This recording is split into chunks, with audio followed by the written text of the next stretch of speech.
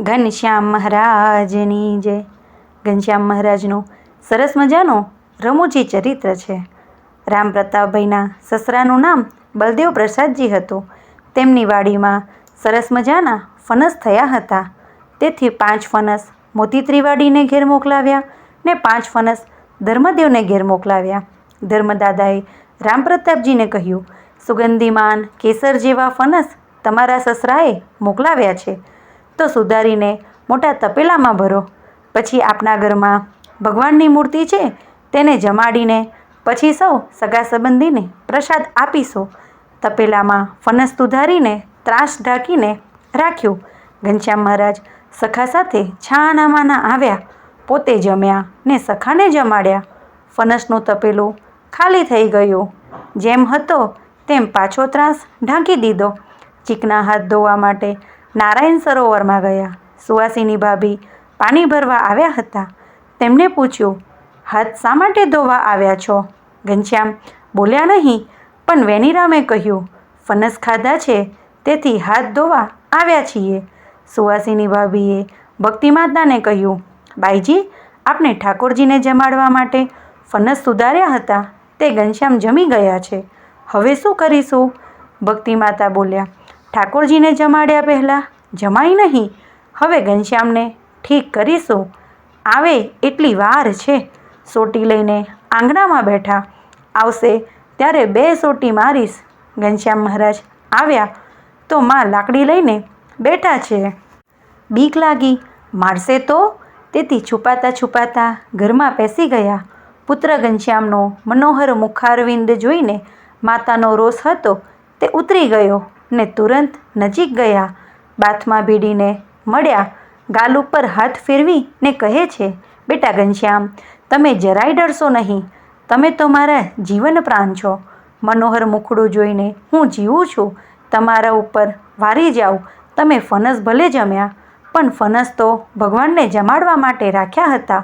સૌને પ્રસાદ આપવાનો હતો તે તમે જમી ગયા. ઘનશ્યામ મહારાજે કહ્યું, દીદી, ચિંતા ન કરો.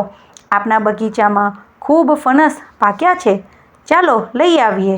બગીચામાં ગયા તો અનેક મોટા મોટા ફણસ પાકી ગયા છે. ભક્તિમાતા કહે છે, કાલે હું બગીચામાં આવી હતી, એક પણ ફણસ હતું નહીં ને આજે ઓચિંતા આટલા બધા ફણસ ક્યાંથી થયા?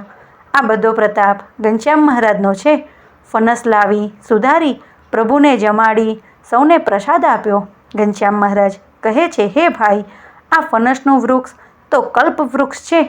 ભાઈ બોલ્યા, કલ્પવૃક્ષ તો સતયુગમાં હોય, કળિયુગમાં હોય નહીં. ત્યારે ઘનશ્યામે કહ્યું, અમારી ઈચ્છાથી આ વૃક્ષમાં કલ્પવૃક્ષનો આવિર્ભાવ થયો છે.